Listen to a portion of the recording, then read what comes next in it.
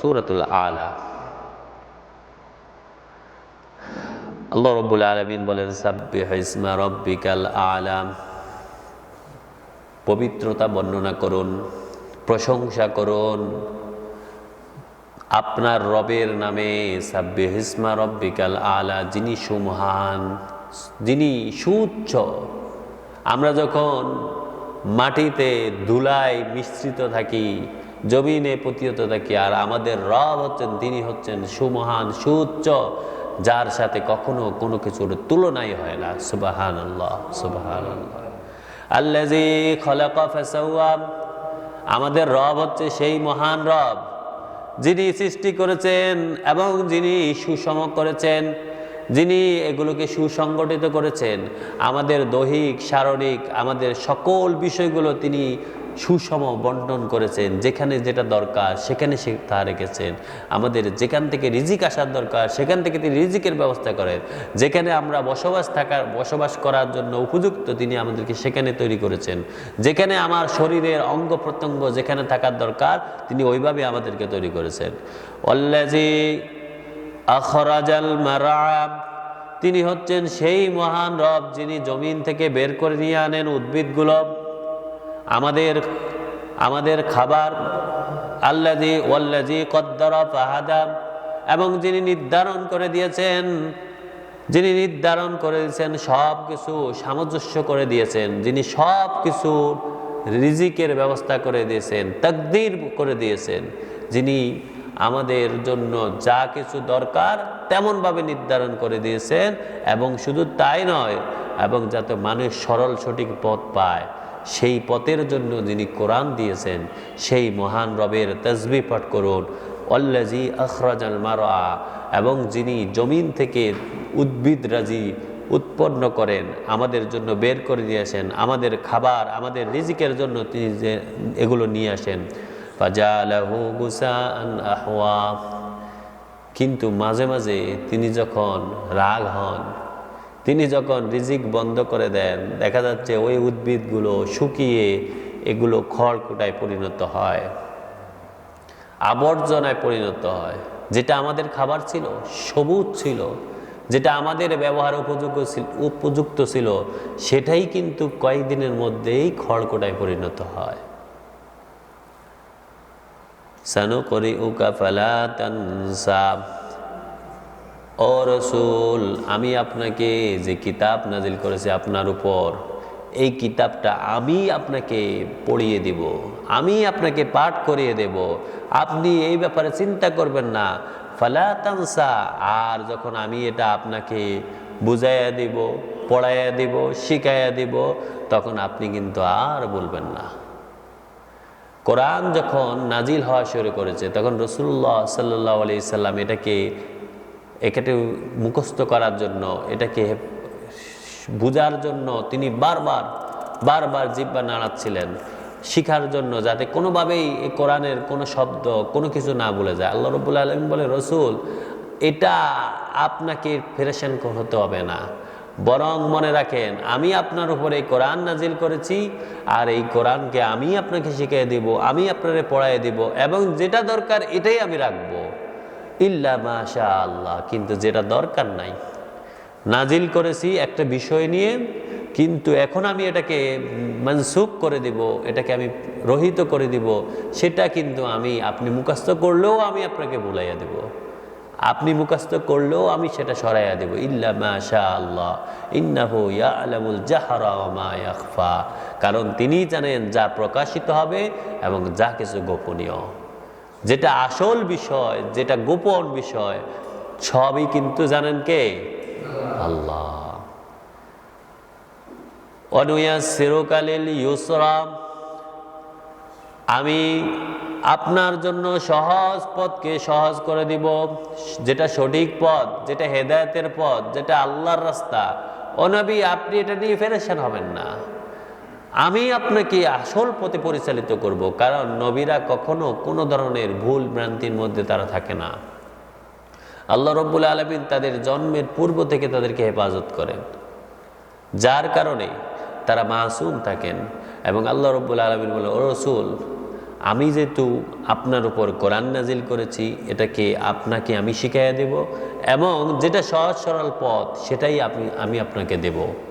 সুতরাং যে ব্যক্তি আল্লাহর উপর ভরসা করে আল্লাহ রাব্বুল আলামিনের কাছে হেদায়েত চায়, সেই ব্যক্তিকে হেদায়েত দিবেন শুধু আল্লাহ।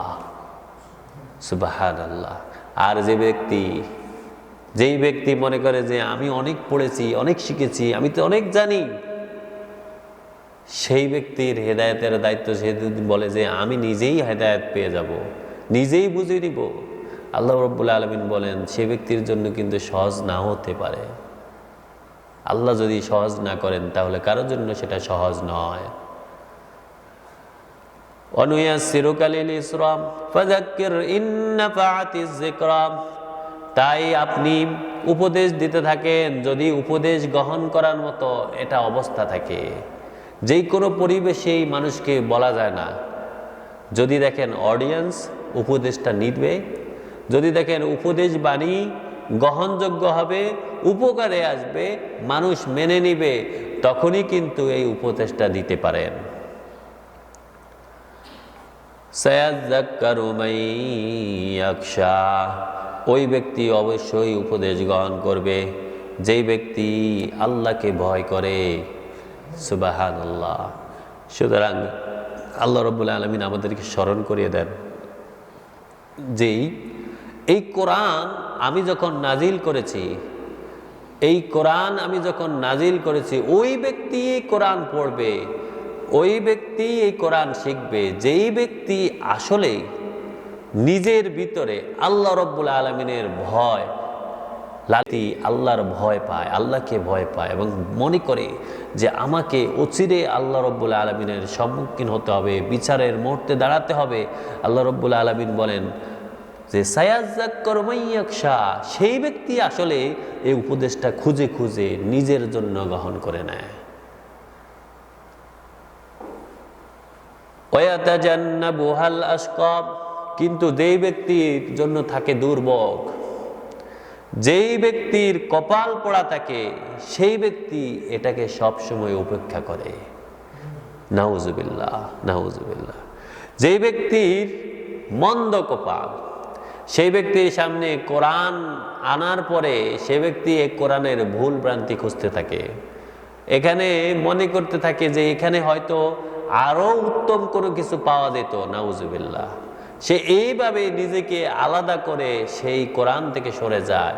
আল্লাহ রাব্বুল আলামিন বলেন যে ব্যক্তির অন্তর নিফাকে পরিপূর্ণ, যে ব্যক্তির বড়ই দুর্ভোগ, আশকা, যে ব্যক্তির জন্য সেই ব্যক্তি আসলে কখনোই কোরআন থেকে উপদেশ গ্রহণ করে না, বরং এটা থেকে মুখ ফিরে নেয়। এটা একটা কোরআন তার যেটা বলে সে এটাকে না বুঝার ভান ধরে সে এখান থেকে সরে যায়। আল্লাযী ইয়াসলান নারাল কুবরা। যে ব্যক্তি এভাবে কোরআনকে উপেক্ষা করবে, আল্লাহ বলেন অচিরেই তার জাহান্নামে ওই কঠিন শাস্তিতে সবচেয়ে সাংঘাতিক আগুনে তারে নিক্ষেপ করা হবে। নাউজুবিল্লাহ, নাউজুবিল্লাহ। সুম্মা লা ইয়ামুতু ফিহা ওয়া লা ইয়াহইয়া। ওই জাহান্নামের আগুনে যখন সে পতিত হবে, তার যখন জাহান্নামের কঠিন শাস্তি দেওয়া হবে, সেই কঠিন শাস্তিতে সে শুধু শাস্তি পাবে, কখনো সে মৃত্যুবরণ করবে না, আবার শাস্তির চোটে কখনো সে জীবিত থাকবে না, আদা মরা হয়ে যাবে। মৃত্যু তার নাকের ডগায় থাকবে কিন্তু মরবে না, শুধু শাস্তি পেতে থাকবে, শাস্তি পেতে থাকবে। قد أفلح من تزكى। নিশ্চয়ই সফল হবে সেই ব্যক্তি যে ব্যক্তি কোরআন আসার পরে কোরআনের উপদেশ গ্রহণ করে নিজেকে পবিত্র করে নিল। যে ব্যক্তি কোরআন থেকে নিজে শিখলো, শিখাটা অনুসরণ করলো এবং নিজের অন্তঃকরণ পবিত্র করলো, আল্লাহ রাব্বুল আলামিন বলেন সেই ব্যক্তি সেই দিন শাস্তি থেকে বেঁচে যাবে, সেই ব্যক্তি আসলে সেই দিন সফলতা লাভ করবে। ওয়াযাকারা ইসমা রাব্বিহি ফাসাল্লা। সুতরাং যার অন্তর পবিত্র সে সব সময় কোরআন পড়ে শুধুই মাত্র আল্লাহ রাব্বুল আলামিনের জন্য, এবং সেই ব্যক্তি নামাজ পড়ে শুধু আল্লাহর সন্তুষ্টির জন্য। তার নামাজ যখন হয় সে যখন নামাজে দাঁড়ায় সে সরাসরি আল্লাহ রব্বুল আলমিনের সাথে কথোপকথন করলে যেমন ভাব, যেমন সেই মজা পাওয়ার, সে তেমনই মজা পায়। সে কোরআন বুঝে বুঝে পড়ে, নামাজে যখন কোরআন পড়ে সে বুঝে যে আমি নামাজ পড়তেছি, আবার কোরআন আমাকে যে উপদেশ দিচ্ছে সেই উপদেশটাও গ্রহণ করে। সুতরাং আল্লাহ রাব্বুল আলামিন বলেন ওয়াজাকারা ইসমা রাব্বিহি ফাসাল্লা বাল তুসিরুনাল হায়াতাদ দুনিয়া। কিন্তু কিছু লোক আছে এই সব কিছু বলে গিয়ে নামাজে কি পড়ে, নামাজের মধ্যে সে দুনিয়ার চিন্তা নিয়ে আসে, সে দুনিয়ায় মত্ত থাকে, সে নামাজের মধ্যে কোনো ভ্রুক্ষেপ থাকে না তার, সে আল্লাহ রব্বুল আলামিনের স্মরণ শুধু তার ঠোঁটের মাথায় থাকে, অথচ তার অন্তরে, তার জেহেনে সবসময় দুনিয়ার চিন্তা থাকে। ও রাসূল, আপনি মানুষদেরকে জানায় দেন এই মানুষেরা তারা দুনিয়ার চিন্তায় মগ্ন থাকে, তারা দুনিয়াকে প্রাধান্য দেয়। ওয়াল আখিরাতু খায়রুন ওয়া আবকা, তাদেরকে জানায় দেন এই দুনিয়া থেকে কিন্তু আখিরাতই সর্বশ্রেষ্ঠ, আখিরাতে তাদের জন্য উত্তম, আখিরাতে তাদের জন্য চিরস্থায়ী, আখিরাতে তাদের জন্য বাকি থাকবে, আর সব কিছু নস্যাৎ হয়ে যাবে। এই দুনিয়ায় ক্ষণিকের জন্য অল্প কয়েক বছর এখানে থাকবে, এখান থেকে যদি সে পবিত্রতা অর্জন করতে না পারে, আল্লাহর পক্ষ থেকে জিকির আসার পরে এই জিকিরটা অনুসরণ না করতে পারে, জিকির দিয়ে নিজেকে পবিত্র না করতে পারে, সুতরাং সে ব্যক্তির জন্য ধ্বংস হয়ে যাবে। ইন্না হাদা লাফিস সুহুফিল উলা। আল্লাহ বলেন এই সব উপদেশগুলো, এই সব বাণীগুলো আমি সমস্ত সহিফা, সমস্ত কিতাবগুলোতে আমি এমনইভাবে বর্ণনা করেছি। সুবহানাল্লাহ। সুহফি ইব্রাহিম ওয়া মূসা, ইব্রাহিম এবং মূসার উপর যে কিতাবগুলো নাজিল হয়েছে সেই কিতাবের মধ্যেও আমি কিন্তু এই উপদেশে বাণীর প্রচার করেছি, এটাই তো তাদের জন্য নাজিল করেছি, এটাই পবিত্রতার জন্য তাদেরকে দিয়ে দিয়েছি।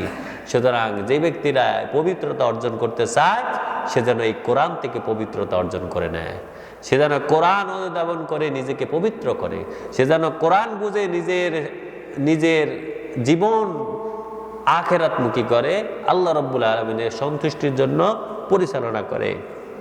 আল্লাহ রাব্বুল আলামিন এই কথাটা আমাদেরকে বারবার, প্রতিটি প্রায় অনেক জায়গায় এটা আল্লাহ রাব্বুল আলামিন আমাদেরকে স্মরণ করে দিয়েছেন।